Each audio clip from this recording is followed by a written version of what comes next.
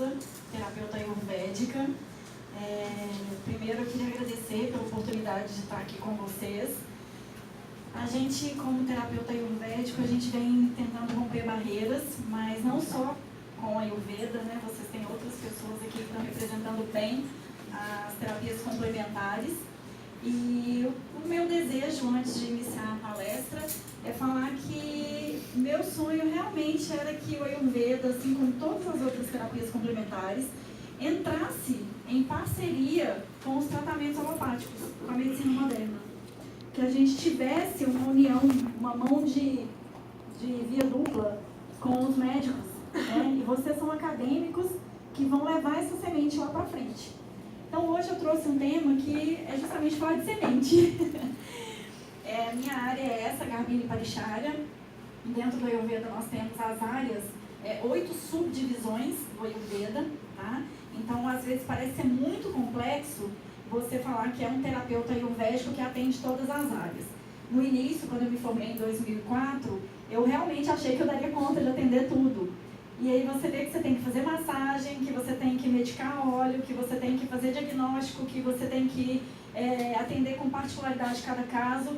E isso vai se tornando confuso, vai ficando complexo. E aí eu achei melhor achar um caminho que era compatível com o meu sonho de infância, que era ser pediatra. E dentro do Ayurveda não separa obstetrícia de pediatria. Diz-se no Ayurveda que se o médico conhece a mãe, ele é a melhor pessoa para conhecer o bebê. Então, o mesmo médico que trata a mãe, trata o bebê. Porque você entende de todo o contexto clínico da mãe e, consequentemente, você vai entender de toda a situação de saúde do bebê. E aí, aqui eu venho trazer para vocês essa palestra com esse tema. A ciência milenar indiana no contexto gestacional, parto e fertilidade. Então, vamos lá.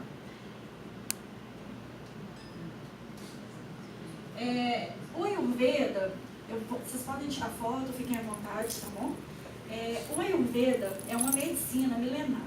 É uma medicina que ela tem vários relatos de sua idade. 5.000 anos antes de Cristo, 7.000 anos antes de Cristo. Mas fato é que ela é uma medicina que a gente, nos termos mais atuais, é uma medicina raiz.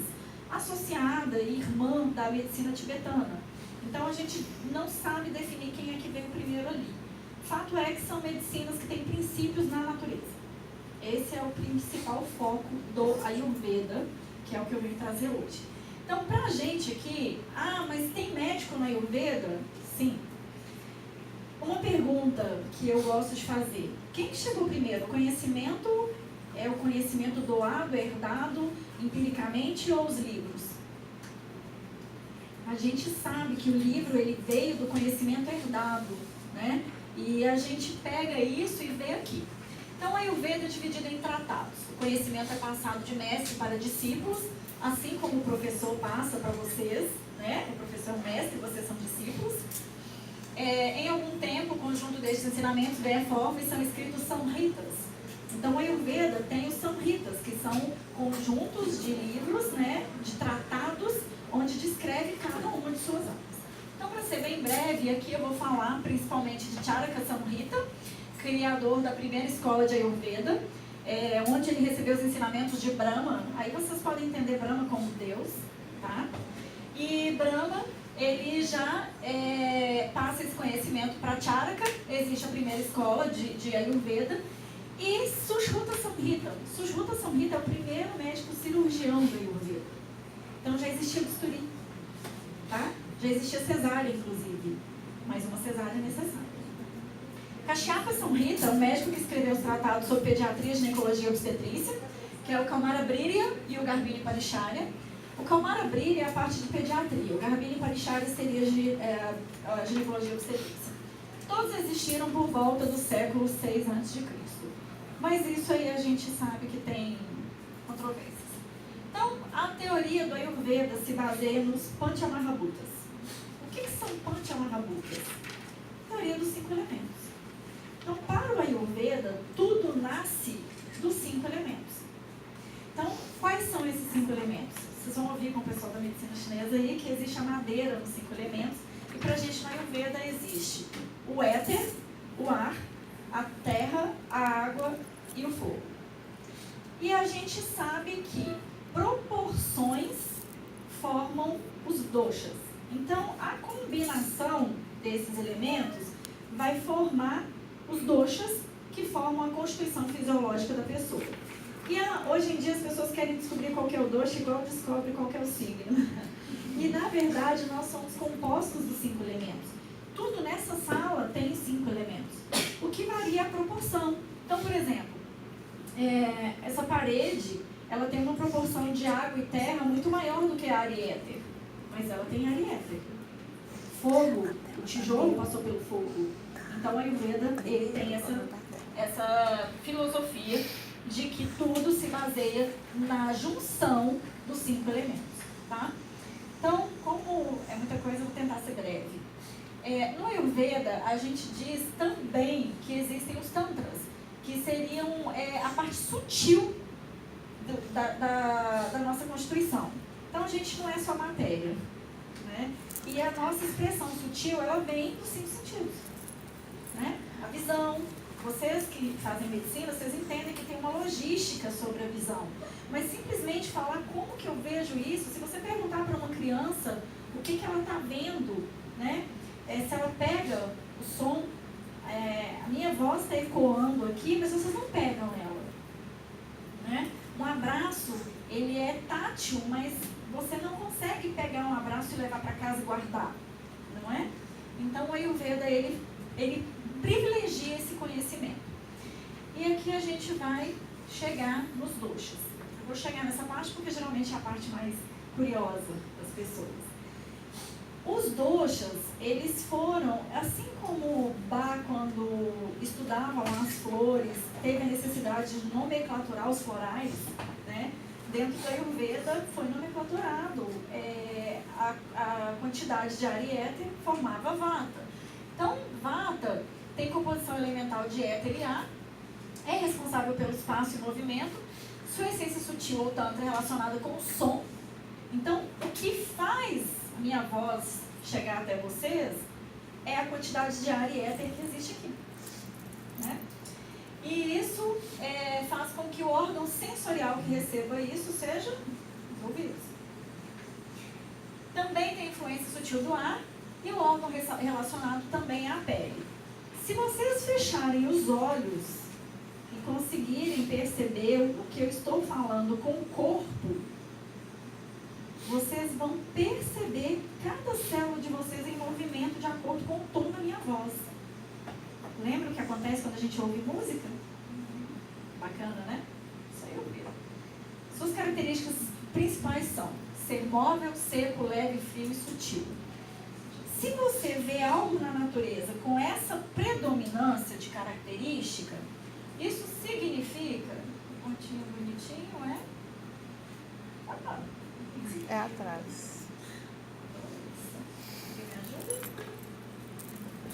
Então, se você vê na natureza alguma coisa que tem essa predominância, o que você entende? Poxa, ali tem realmente uma quantidade de ar e éter, e isso mostra o quanto que os elementos eles são fundamentais. Porque se não existisse uma quantidade de ar e éter aqui, se eu tivesse uma quantidade de terra maior, existiria uma barreira e vocês não me ouviriam.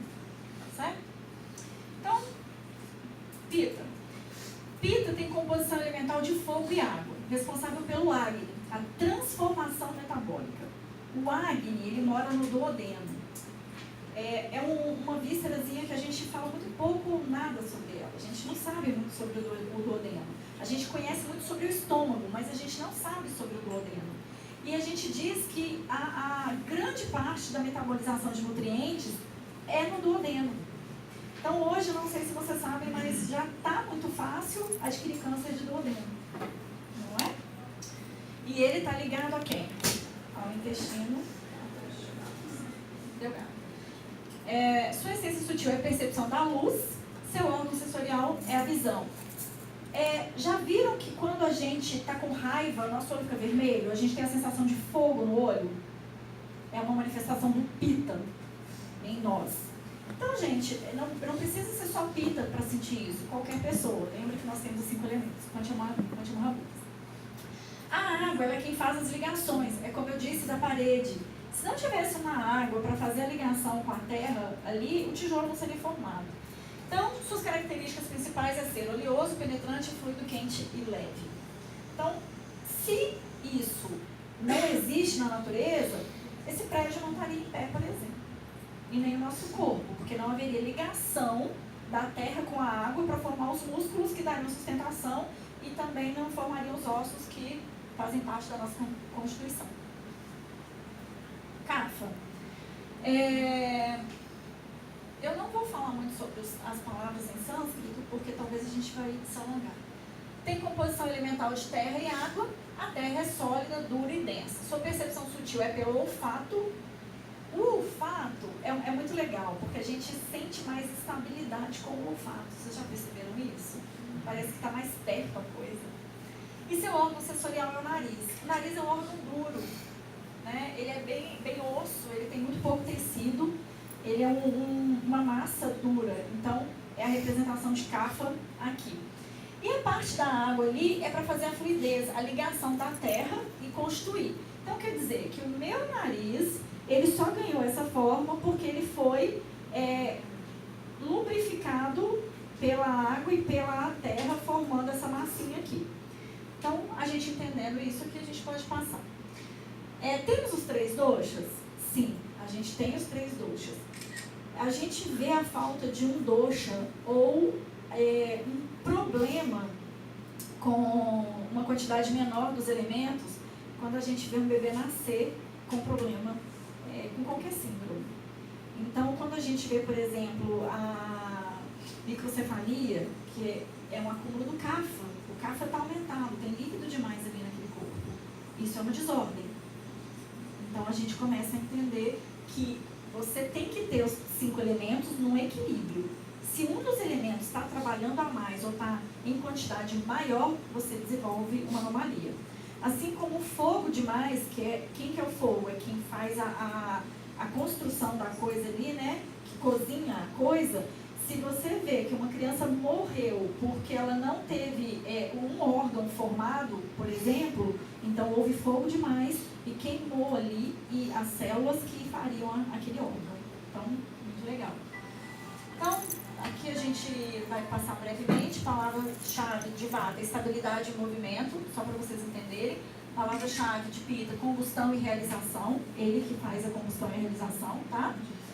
Kapha, estabilidade e organização. Então, celularmente falando, Vata faz a estabilidade e movimento. Então, numa questão de fertilidade ou infertilidade, geralmente a gente diz que é agravamento de Vata. Então, o Vata, que é responsável pelo movimento, ou ele está trabalhando muito pouco, ou ele está trabalhando muito rápido. Isso significa que ele não consegue nutrir o Chukra e o Artava, que são o espermatozoide e óvulo, porque ele faz com que o movimento seja tão rápido que não chega a nutrição suficiente ali. E o Pitta não tem tempo de agir, porque o Pitta não é a combustão e a realização. Então, o excesso do ar e éter sobre o fogo faz com que o fogo também apague, ou queime demais, né? Aí a gente vai ter casos aí de baixa ovariana, enfim. E quando a gente tem problemas Kapha, que é estabilidade e organização, ele pode gerar obstrução num contexto de fertilidade. Então, muita terra, obstrução. E aí a gente tem que equilibrar os doshas, tá? Aqui, brevemente, sobre... Aqui, ó. Então, para a gente entender onde que os doshas atuam no nível fisiológico, chegando numa coisa, porque fica parecendo que o Ayurveda é uma coisa tão distante, né, que não, as pessoas até gostam de falar isso, as pessoas não falam que fazem um tratamento ayurvédico, elas falam que elas fazem uma coisa com a terapeuta ayurvédica. Eu faço uma coisa ali com a Micheline, mas não falam que fizeram um tratamento. Por quê? Porque eles não respeitam a gente como profissional, e é isso que a gente quer. Com todo respeito às curandeiras, às bruxas, que são maravilhosas, e a gente, graças a elas, a gente tem uma conexão com a natureza, mas nós estudamos, né? Isso aqui eu não escrevi do nada, tá? Então, olha que legal. Vata, o local de predominância no nosso corpo é no cólon, o intestino grosso e o sistema nervoso central. Então, vocês podem ver aqui, Pitta, Vata e Kapha. E aqui, pita tem local de predominância no nosso corpo, no duodeno e intestino delgado, metabolismo, lembra que eu disse? Cafa, local de predominância no nosso corpo é estômago e pulmões. Então, por um acaso, vocês entendem que se isso aqui estiver equilibrado, acontece uma concepção? Se eu tiver um problema pulmonar ou intestinal no meu sistema nervoso, vocês conseguem compreender que isso dificulta minha fertilidade, minha concepção e até o meu parto? É isso. Então, aqui vocês têm um mapa dos 7 tecidos. Raça seria plasma, racta, sangue, mansa, músculos, meda, sistema gorduroso, Ashi, sistema ósseo, Madhya, sistema nervoso central e Chukra e Artava, sistema reprodutivo, que é óvulo e espermatozoide. O que a gente diz? Que um tecido alimenta o outro. Então, o que é plasma? Plasma, como que eu consigo plasma? Plasma advém de toda a qualidade do que entra pelos meus 5 sentidos. Então, plasma, a qualidade do que entra pelos meus 5 sentidos, seja alimento, tá? Seja conduta, rotina, seja relações pessoais, cheiros, conhecimento, vai formar um bom sangue ou um mau sangue. Então, daí a gente vê aqui, e aí a gente passa pelos textos clássicos, tal. Aqui só para vocês entenderem que a gente tem as áreas do Ayurveda, tá? E vamos passando, porque tem bastante coisa. Fertilidade e Ayurveda. Aqui a gente chega numa coisa bem legal. A fertilidade de uma pessoa, de uma célula, em termos concepcionais, depende da potência nutricional, emocional e até espiritual das células de criação da vida. Depende principalmente da qualidade dos 5 elementos e de tudo que entra pelos 5 sentidos daquele casal. Chamamos de Chukra o espermatozoide e Artava o óvulo. Para o Ayurveda, essas são as células que carregam a potência da criação. Assim, todas as células que têm capacidade de criação têm um pouco de Chukra e de Artava. Tem um pouco de espermatozoide e de óvulo. Porque elas fazem procriação. Então, quem procria vai ter óvulo e espermatozoide. Muito legal ouvir isso. Então, Chukra e Artava passariam por osmose, suas potências ou anomalias para as células que são somente reprodutivas, onde essas potências de criação e divisão são maiores, os próprios óvulos e espermatozoides. Então, isso significa que as células em boa qualidade, formando um bom sangue, vão conseguir chegar lá naquele mapinha que vocês viram e formar um bom tecido reprodutivo. E assim eu vou ter um bom chukra e um bom óvulo, um Artava. Se isso não acontece, eu tenho infertilidade. Ou eu posso até conseguir uma gestação, mas essa gestação tem problemas. E essa gestação vem a ter problemas por quê? Porque não houve uma nutrição dessas células capaz de fazer com que houvesse, de fato, um transporte de nutrientes para dar sustentação. Legal a gente parar e entender isso. Então aqui, essas células, quando elas estão doentes, né, a infertilidade está relacionada com uma baixa de estrógeno e de testosterona. É o básico, né? Assim, bem rapidamente. Então, para o Ayurveda, a baixa de estrógeno e testosterona significa baixa de kapha ou excesso de vata. Então a gente lê dessa forma.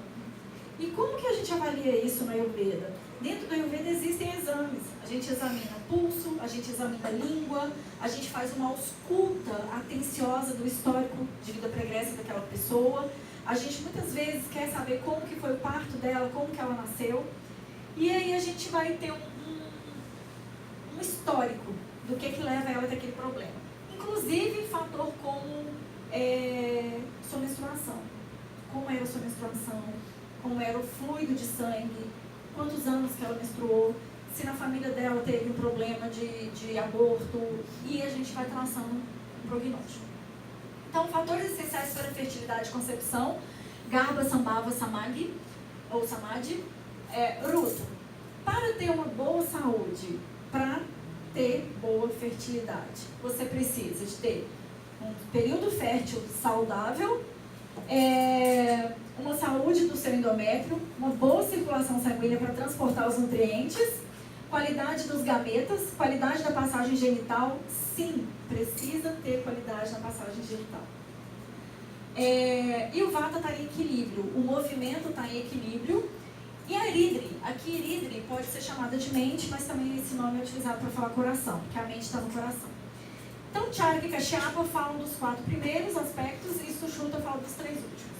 São os autores. Terapias para cuidar da fertilidade e concepção. Para a gente no Ayurveda, antes de engravidar, você tem que se tratar durante 6 meses, limpando os seus tecidos. E para isso é feito um panchakarma, que é uma rotina, tá? Que você fica em sistema de internação durante 21 dias, e você faz vomitoterapia, limpeza dos intestinos, você faz alimentação restritiva, alimentação nutridora, você trabalha a mente com meditação, faz atividades e por aí vai. Então, vamos lá. Fazemos os bashes, isso aqui é legal mostrar para vocês, por quê?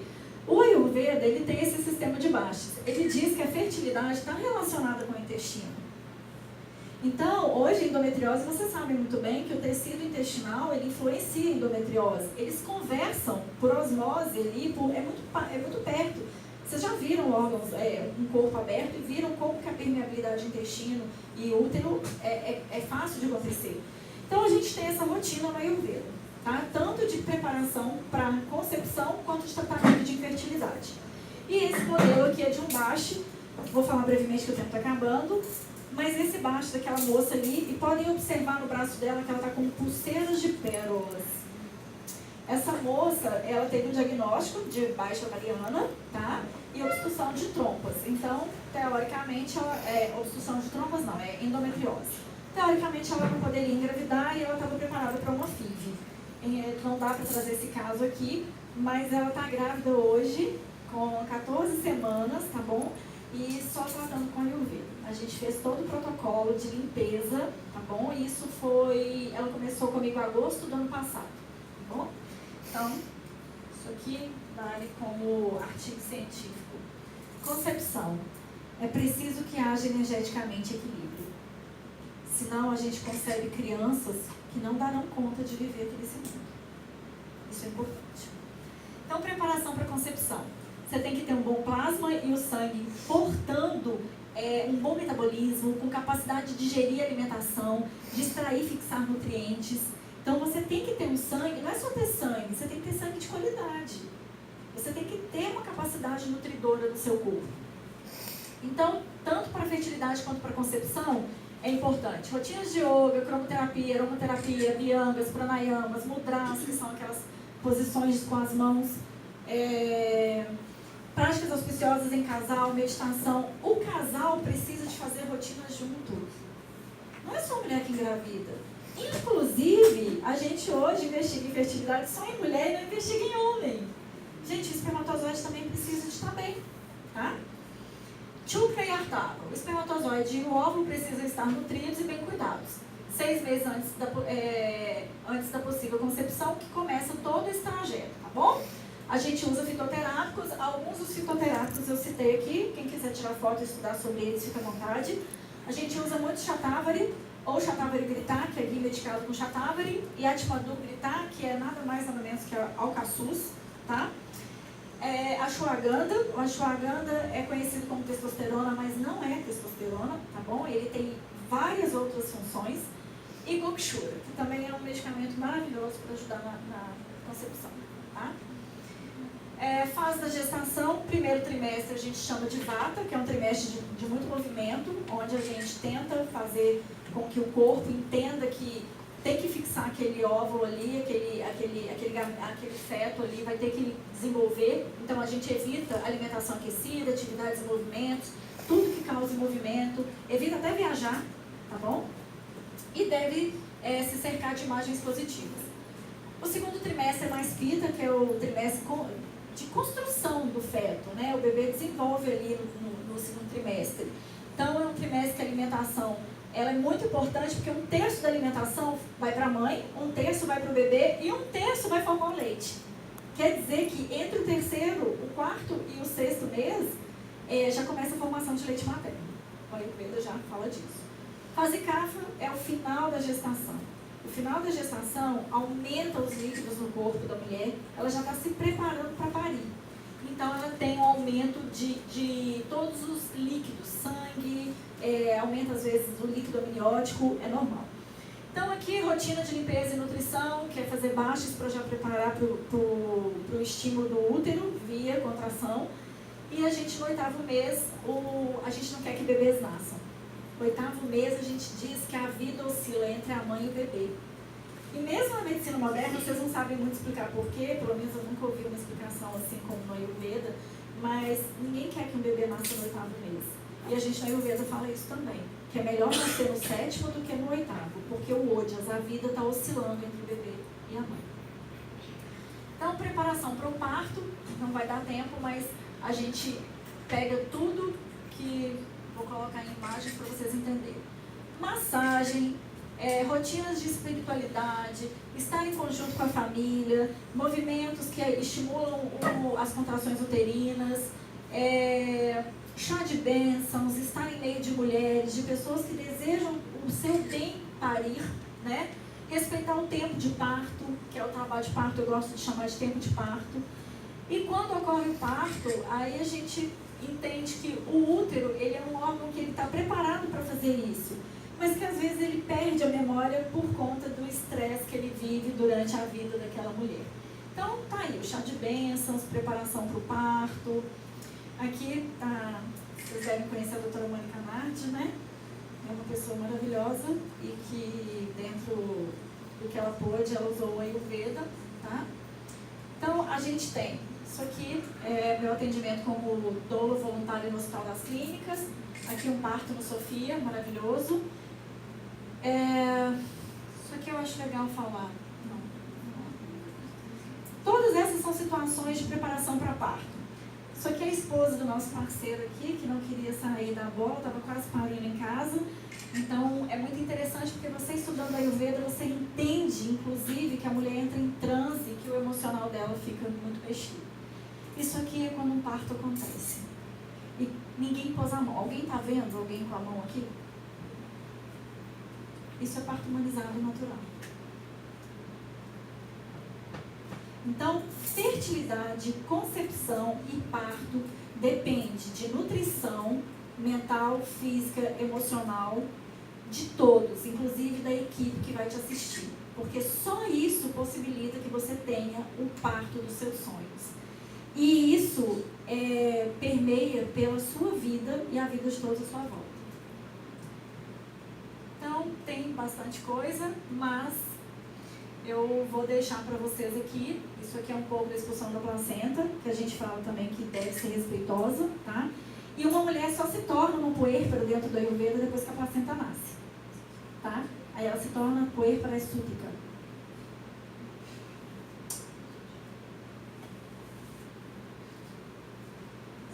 Então, aqui a doutora Mônica já falou de óbito fetal, né? Meu tempo acabou, mas eu vou encerrar aqui dizendo para vocês que, por mais que tenha sido breve, eu acho que vocês entenderam um pouco o que a Ayurveda preza. E se vocês levarem isso para a vida de vocês, acadêmica, como médicos, e entenderem que é em parceria que a gente anda, porque é assim que a gente construi um mundo melhor, não só para a gente, mas para quem vem ainda, e isso muda a história. Então levem para as pessoas o que vocês escutaram e, mais do que isso, estudem, pesquisem. O Ayurveda é uma ciência, existe livro, existem relatos e existem inclusive artigos. Tá bom? Gratidão pela oportunidade e boa sorte na jornada de vocês.